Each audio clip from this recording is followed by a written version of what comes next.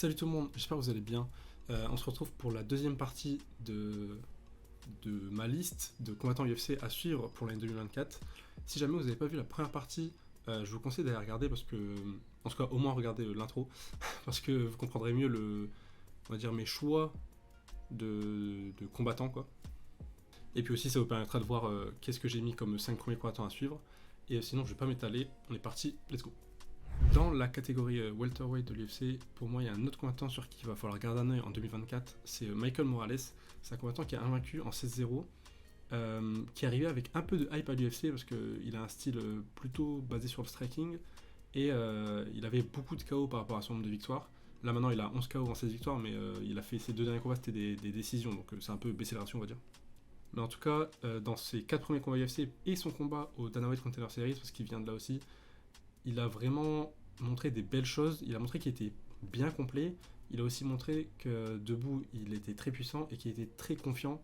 Ça a pu lui porter un peu préjudice face à Jake Matthews, je trouve, parce qu'avec un peu plus de volume il se serait assuré la victoire plus facilement, on va dire. Mais il a montré qu'il a un très gros potentiel. Je sais pas s'il a le potentiel pour aller jusqu'au titre en welterweight, mais ce qui est sûr c'est que tous ses combats vont être divertissants parce qu'il a vraiment de la foudre dans les mains et il a un style assez cool à regarder. Où il a les mains pas forcément très hautes et il swing un peu quoi. Et puis surtout sur ses 4 premiers combats UFC, il a eu des bons combattants solides, que ce soit Trevin Giles, Adam Fugitt, Max Griffin ou Jake Matthews, c'est des vrais combattants solides qui sont complets, qui ont des bons striking pour presque tous et qui savent mixer et pourtant il y a que contre Jake Matthews que c'était vraiment serré, mais sinon il a dominé tout le monde quoi. La seule combattante de ma liste, c'est Edouard Damoura, qui est en flyweight à l'UFC et qui a, pareil, elle est passée par les Dana White Contender Series et elle a un combat à l'UFC qui était une victoire. Elle est en 10-0. Sur ses 10 victoires, il y a 5 soumissions et 4 KO. Et elle a un style qui est vraiment impressionnant. Elle a un style qui ressemble à celui de Jaton Almeida parce que, bon, pas parce que, mais il faut souligner qu'ils sont partenaires d'entraînement.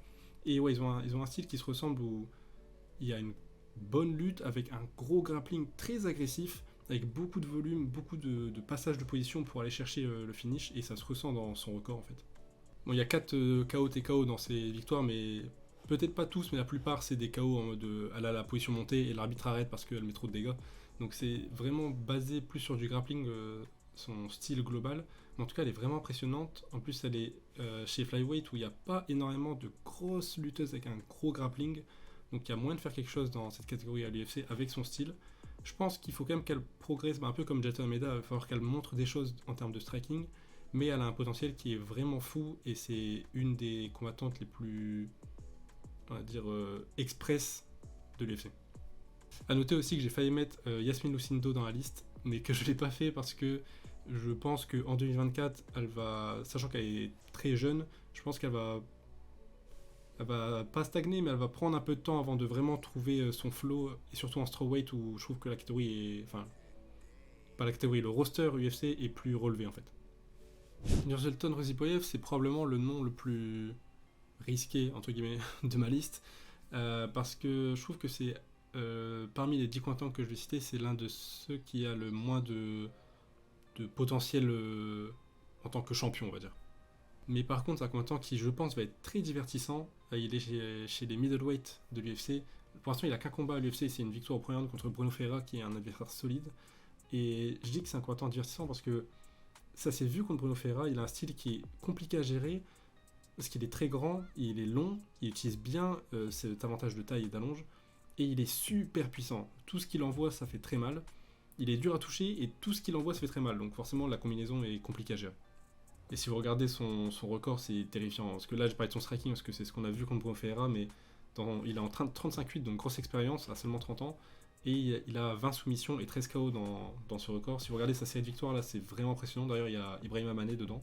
Mais c'est que des finishes. Là, toutes ses dernières victoires, c'est que des finishes. Il y a une défaite à décision, ensuite il y a 2 finishes. Enfin, je pense que depuis qu'il a dû trouver son style et sa manière de combattre, tout ça, il enchaîne vraiment tout le monde. En plus, c'est que les finishes au premier round. Ouais, c'est que les finishes au premier round, donc c'est vraiment impressionnant.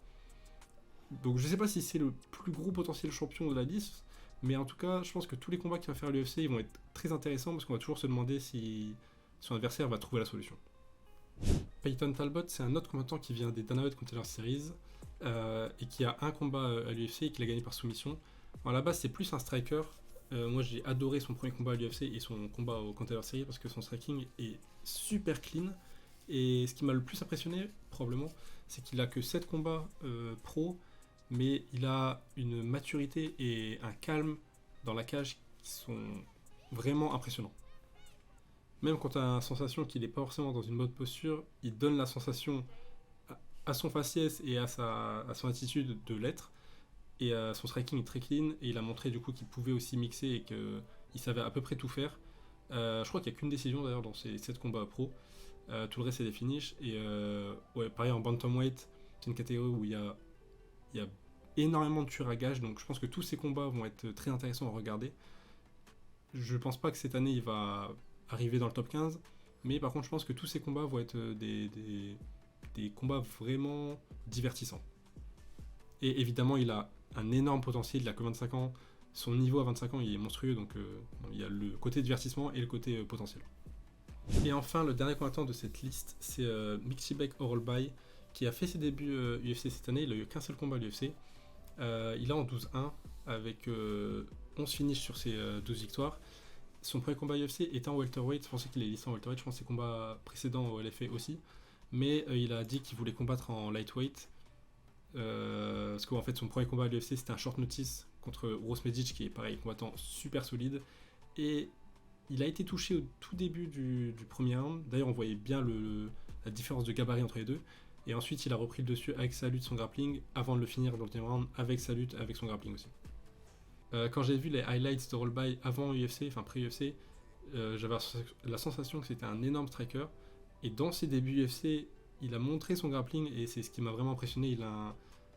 Il a un jeu qui est très complet et il peut l'adapter en fonction de l'adversité. Donc je pense que cette année, au vu du niveau, parce qu'il a pris Medic en premier combat en short notice, donc je pense qu'au vu du niveau, il va monter assez vite dans les classements s'il performe et je pense qu'il va pouvoir performer. Surtout que comme j'ai dit, il va combattre normalement en lightweight, donc il n'y aura pas cet écart de gabarit qu'il a eu dans ses débuts. Et ouais, j'ai hâte de voir ça parce que je pense qu'il va faire très mal. Voilà donc pour ma liste des 10 combattants, enfin de 10 combattants à suivre pour 2024. Évidemment, il y en a plein d'autres qu'il faut suivre. J'ai pas parlé de tous les Français comme j'avais dit dans l'intro. J'ai pas parlé des combattants qui sont déjà un petit peu connus, genre Diego Lopez par exemple. Mais ouais, il y a beaucoup de combattants qui peuvent faire des grosses années, une grosse année pardon. Et j'en ai pris certains qui d'après moi ne sont pas forcément connus et pourtant je pense qu'ils peuvent faire parler d'eux en 2024. Aussi, je pense qu'il y a des combattants que je ne connais pas ou des combattants qui vont être signés, qui ne sont pas à l'UFC, qui vont faire des grosses années. Et c'est aussi possible que des combattants que j'ai cités, notamment ceux que j'ai plus cités pour le côté divertissement, c'est possible qu'eux ne performent pas forcément, comme Ruzi Boyev, c'est possible qu'ils ne performent pas forcément, mais je trouve que ça reste intéressant à suivre. N'hésitez pas à me dire dans les commentaires s'il y a des combattants auxquels vous avez pensé que je n'ai pas cités. Sur Twitter, j'ai déjà fait une première partie de tweet et je vais faire une deuxième partie de tweet avec plus de combattants encore que dans cette vidéo, enfin dans ces deux vidéos. Mais n'hésitez pas à me dire dans les commentaires, c'est possible que j'en ai oublié certains. Et sinon, j'espère que ces deux vidéos vous auront plu. Je vous dis à la prochaine. Bisous.